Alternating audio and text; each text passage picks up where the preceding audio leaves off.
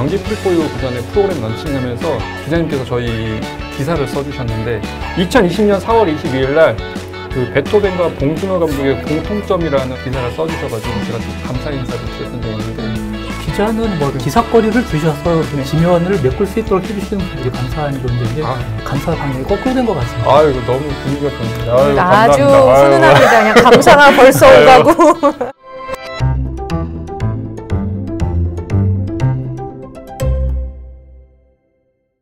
안녕하세요. 경기 필하모니 오케스트라의 최종혁입니다. 오늘 정말 모시기 힘든 두 분, 피아니스트이자 그 다음에 유튜브 소소한 클래식의 사회를 맡고 계신 김윤경 선생님, 그 다음에 동아일보의 저희 유윤종 기자님 모셨습니다. 그 전에 이제 저희 경기 필포유 제작하던 방향은 공연과 이제 어떤 그 작품에 대해서 해설을 하는 프로그램을 계속 진행했다고 하면 이번에 좀 특별 기획으로 저희 클래식 음악계 두 분을 모시고 올해를 좀 정리하는 의미로 촬영을 시작하게 됐고요. 코로나 상황이 사실 올해 상반기에는 많이 끝날 줄 알았다고 예상을 했었거든요. 근데 진짜 정말 끝이 안 보이고 계속 이제 코로나 상황이 지속되고 있는데 이런 가운데서도 저희 음악계에서는 좀 다양한 소식들이 있었어요. 그래서 제가 두 분께 2021년 화제의 사건 3개씩을 좀 꼽아달라고 부탁을 드렸는데 유인용 기자님이 꼽은 화제의 사건 첫 번째 들어보겠습니다. 한 가지를 먼저 생각해 본 게 저는 그들이 돌아왔다. 그들?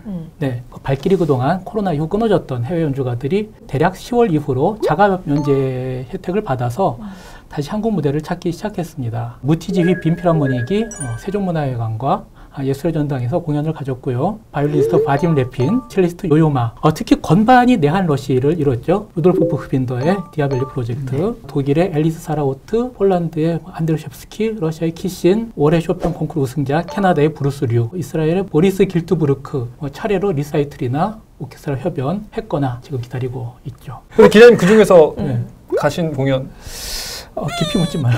깊이 묻지 말아요. 요 정도가 깊은 거면 어떻게 김윤경 선생님이 꼽은 화제의 사건.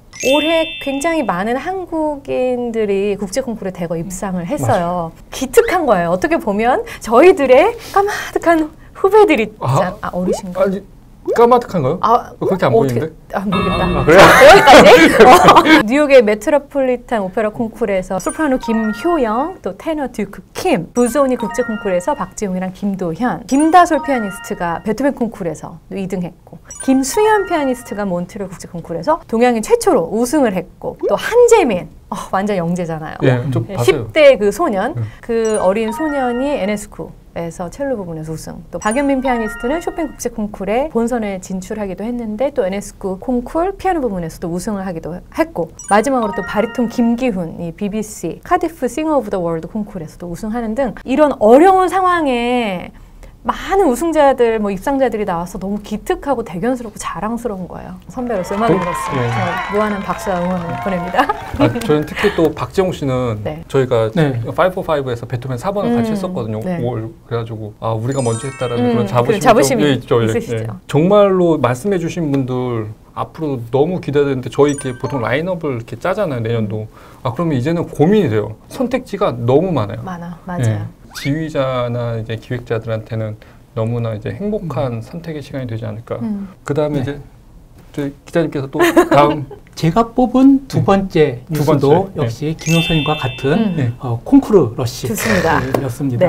잘 말씀해 주셨으니까 특별히 부연할 건 없는데요. 저도 박재홍 씨 베토벤 4번 그 경기필하고 협연하는 그 광경을 지켜봤거든요. 그때 고향에 오셨구나. 예. 베토벤 4번이 그렇게 힘이 많이 들어가는 곡은 아니잖아요. 그런데 앰프가 출력이 좋으면은 큰 소리를 낼 필요가 없어도 중간 정도의 소리에서도 이 다이나믹이라든가 이 임장감이 훨씬 다른, 그러니까 여유에서 나오는 그런 게 있죠. 박재홍 씨도 굉장히 여유 있게 소리를 내는 그게 인상 깊어서 피지컬이 참 부럽다. 물어보니까 손이 라흐마니노프처럼 그 정도로 커요? C에서 그 다음 G까지라든가 엄청 커요. 그러더라고요. 여유에서부터 세부까지 잘 조여진 설계가 잘 된 연주를 들려서 뿌듯했고요. 김유경 선생님 거기 끊을게요. 이런 거 안 끊어줘요. 아니 끊어주셔야 돼. 그리고 우리 카디프 콩쿠르 김기훈, 제가 그 서울국제음악 콩쿠르 주관을 맡고 있을 때 근데 2016년에 그 우승을 했던 친구예요. 미국 심사위원이 호른볼트의 아리아를 부르는 순간에 눈물 흘리는 게 TV에 잡히고 그게 화제가 되기도 했어요. 김기훈 씨처럼 뭐 그전에 약간 좀 이 사람 원래 이제 대성할 줄 알았는데 결국 대성했다라고 하시는 분 계신가요?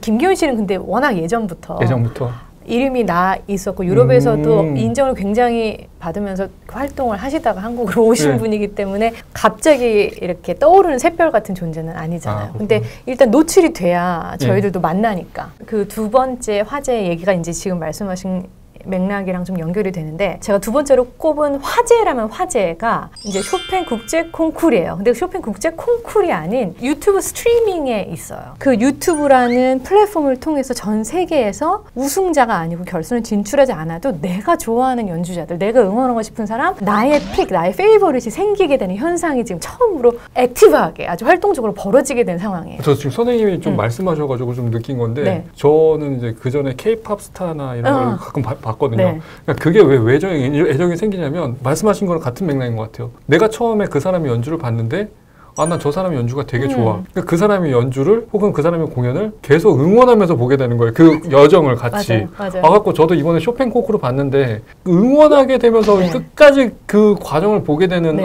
그런 게 그런 면이었던 그렇죠. 것 같아요. 클래식 그 어떤 콩쿨에서 뭐 차이콥스키나 퀸 엘리자베스, 쇼팽 이렇게 3대 콩쿨로 사실은 뽑을 수가 있는데 세계에서 사람들을 유입한 건 이게 처음이고 재미있는 거는 쇼팽 컴피티션 모바일 앱을 만들었고 왜냐하면 이제 사람들이 코로나 때문에 여행을 하지 못하고 바르샤바로 오지 못하는 사람들이 분명히 있을 테니까 이거를 사람들한테 전파하려면 이제 그런 이 미디어가 필요하잖아요. 그리고 웹사이트에서도 중계를 했고 유튜브 채널이 활성화하게 돌아갔고 중국은 유튜브가 안 되잖아요. 네, 맞아요. 그래서 제가 대단하다고 생각한 게 웨이보라는 플랫폼을 중국을 쓰잖아요. 거기에 이제 이 쇼팽 콩쿨 영상을 중계를 해서 그쪽도 같이 수십만 명, 수백만 명이 이제 중국은 이제 그걸 놓칠 수가 없었지. 그게 그쵸. 또 다 이 만이잖아요. 그렇죠. 이거 되게 제 표현 되게 잘 쓰는데 동시에 2차 본선에서는 4만 5천 명이 접속하기도 했고 730만 명 보기도 했답니다. 1초에 22개의 댓글이 막 실시간 채팅이 막 그치 연예인 방송 달리기도. 아니면 그렇게까지 클래식 시장에 관심 받기는 쉽지 않은데 그래서 어떤 그게 계기가 되지 않을까. 앞으로도요? 앞으로도. 그럼 다른 콩쿨도 약간 이런 식으로 운영이 될 해야 거라고? 그렇죠. 그리고 저는 이제 나중에도 얘기하겠지만 우리는 보통 일반 대중들 또 클래식 애호가들도 그렇고 결선에 진출해야 그나마 이름이라도 한 자 들을 수 있는 게 현실인데 이렇게 처음부터 그냥 내가 좋아하는 연주의 스타일, 내가 응원하고 싶은 나의 그 음악인이 생기면 조금 더 젊은, 이거 나중에 할 얘기인데 젊은 음악인들이 설 자리가 많아지지 않을까라는 생각에서 이거를 두 번째 화제로 뽑았습니다.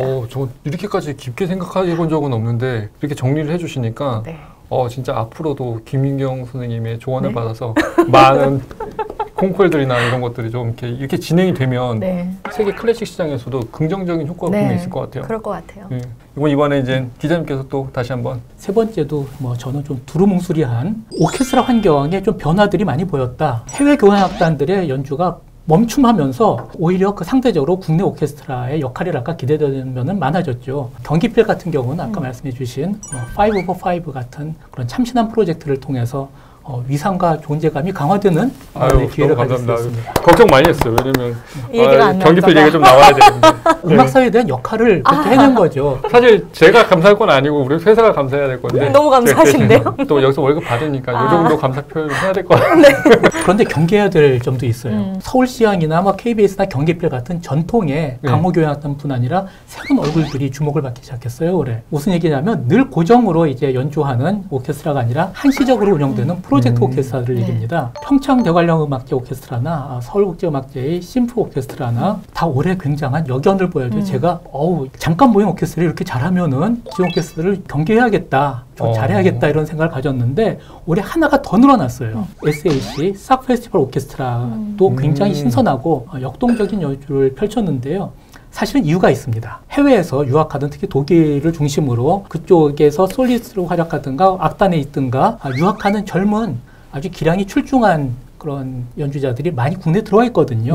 이분들이 이 페스티벌 오케스트라에 대거 참여하면서 연주 수준이 전반적으로 조여진 거죠. 그렇기 때문에 이 악단들이 내년 이후에도 똑같은 수준을 선보일 수 있을지는 더 지켜봐야 되겠습니다만 국내 오케스트라들의 더 신선한 기운을 불어넣고 더 잘해야겠다는 일종의 메시지를 던지고 있는 것도 사실인 것 같습니다. 저희도 사실 페스티벌까지는 아닌데 경기도 유스 오케스트라를 프로젝터로 이번에 운영하면서 경기필이랑 같이 해봤는데 확실히 젊은 친구들이 잘하는 분들이 많아요. 자리가 없다 뿐이지 그분들이 역량이 부족한 건 아니라는 생각이 들거든요.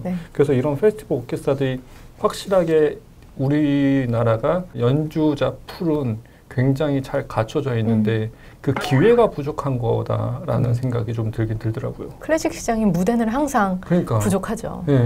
그리고 뭐 오케스트라 얘기를 뭐 하던 김에 한 가지만 덧붙이면은 여러 주요 악단들의 수장이 이렇게 많이 셔플링을 했죠. 많이 바꿔졌죠. KBS 경악단이 올해 그 수장이 공석이다가 핀란드의 피에타리 인키넨을 새 음악 감독으로 선임하면서 기존 서울시장의 오스모 벨스케 감독과 함께 서울의 두 교향악단이 핀란드인 수장을 대결을 이제 펼치게 됐습니다. 그리고 코리안 심포니 오케스트라는 우리가 라일랑이라는 이름으로 알고 있던 다피트 라일란트를 예술 감독으로 맞이했죠. 국립오페라단 공연 등을 통해서 뭐 낯익은 분이고요. 또 부천 필하모니 오케스트라는 서울대 장윤정 교수를 상임지휘자로 맞이했죠.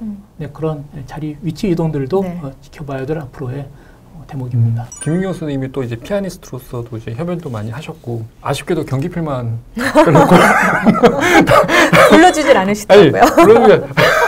외국인 지휘자님이랑 한국 지휘자님이랑 좀 이렇게 뭔가 이제 좀 장단점 같은 게 있나요? 피아니스트로서? 왕으로서 군림한다기보다 어쨌든 다 통솔하고 리드해 나가야 되는 역할이 있기 때문에 대통령이라는 표현을 누가 쓰더라고요. 지휘자가 지휘자에 대해서 한국인, 외국인 할 거 없이 그 캐릭터에 따라서 혼자 개성 있게 가시는 분도 계시고 굉장히 연주자의 니즈에 맞춰서 귀 기울이면서 하시는 분도 계시고 잘 얘기해서 다 맞췄는데 무대에서 지휘자 선생님께서 좀 소심해지셔서 그러니까 약속을 했는데 소심해지셔서 너무 배려를 해주는 바람에 안 맞는 경우도 있고 오히려 그러니까 서로 배려를 하다가 보니까 지휘랑 연주자의 호흡이 맞으려면 배려를 해주면서 자기 주도권을 끌고 가야 되더라고요. 그래야 맞지 배려만 해주다간 타이밍이 정말 안 맞아요. 그야말로 대통령이 될 수 있는 스킬인데요. 그러니까 그 거장 지휘자들을 얘기하는 건데 근데 외국인 국내 상관없이 지휘자는 자신의 배경과 이 캐릭터로서 그게 다 표출이 되더라고요. 이 일부 마무리해야 되니까 화재 사건. 화재 사건이 별로 없지만 저는 뭘 꼽을까 고민을 하다가 사실 국내에서 최초로 한국에서 최초로 조수미 씨가 자신의 이름으로 국제 콩쿠르를 만들기로 이제 어젠가 그젠가 이번 주에 이제 뉴스에 났어요. 근데 보통 국제 콩쿠르는 뭐 부조니도 그렇고 쇼팽도 그렇고 차이콥스키도 그렇고 그분들이 돌아가신 후에 그 음악가를 이제 기억하고 기리기 위해서 이제 만들어졌잖아요. 재단이 만들어지고 그 위에 콩쿨이 생기고 근데 조수미 씨는 역사상 없는 이야기인데 국제 콩쿨. 일단 올해가 데뷔 35년째고 주변 음악가들과 재단들도 조수미 씨의 워낙 경력이 화려하시잖아요. 그래서 지금 파리 근교에 콩쿨이 2023년부터 개최될 예정인데 그 콩쿨의 이름은 수미조 인터내셔널 싱잉 컴피티션 인 캐슬이래요. 그래서 캐슬에서 성에서 개최가 된답니다. 그리고 조수미 씨가 이런 얘기를 했는데 그냥 입상만 하고 뭐 연주하는 그런 게 아니고 정말 예술가들이 기본부터 음악가로서 바르게 성장할 수 있는 프로그램을 만드는 그런 마스터 클래스 같은 것도 진행을 하면서 계획을 세우고 있다고. 육상에. 그리고 이제 뭐 카이스트 교수가 되심으로써 교육 쪽에 또 관심을 많이 가지시는 것 같아요. 저는 그 한편으로는 놀라우면서도 어떻게 보면은 시대적으로 굉장히 여러 장르가 융합하려고 하는 좋은 시도라고 생각이 들어서 맞아요. 좀 뜻깊은 일을 하시는 것 같아요. 이 국제음악 콩쿠르가 김윤경 선생님의 조언을 받아가지고 쇼팽 콩쿠르처럼 뭔가 그런 당연히 해야 될 것 같아요. 이게 도입이 되면은 김윤경 선생님의 조언을 듣고 한 걸로 저희가 정리해도 될까요? 예, 감사합니다. 국내에서 굉장히 이제 권위 있는 콩쿠르는 또 윤희상 국제 콩쿠르가 있고 또 다른 콩쿠르 있을까요? 국제음악 콩쿠르 협회의 그 회원으로 참가하고 있는 콩쿠르가 저희 서울국제음악 콩쿠르하고 네. 윤희상 국제 콩쿠르, 제주 관악 콩쿠르 이렇게 3개가 있습니다. 네. 애사심이 없다고 하셨는데 지금 보시면 계속 저희 서울국제 콩쿠르, 우리 서울국제 콩쿠르 이거 동아일보보다 일로 가셨어요 지금. 우리 동아일보는 그러니까 어디 우리 갔죠? 아니, 제가 살고 있는 서울에서 열리는 유일한 국제 콩쿠르에서 네. 우리 자를 붙였습니다. 네, 아, 서울 주민이라. 이거 동아일보 기자님이라고 제가 설명해드릴 게 아니라 저희 서울국제 콩쿠르. 콩쿠르 국장님으로 제가 앞으로 소개를 해드려야 될 것 같은데. 덕분에 커트 부탁드립니다. 예.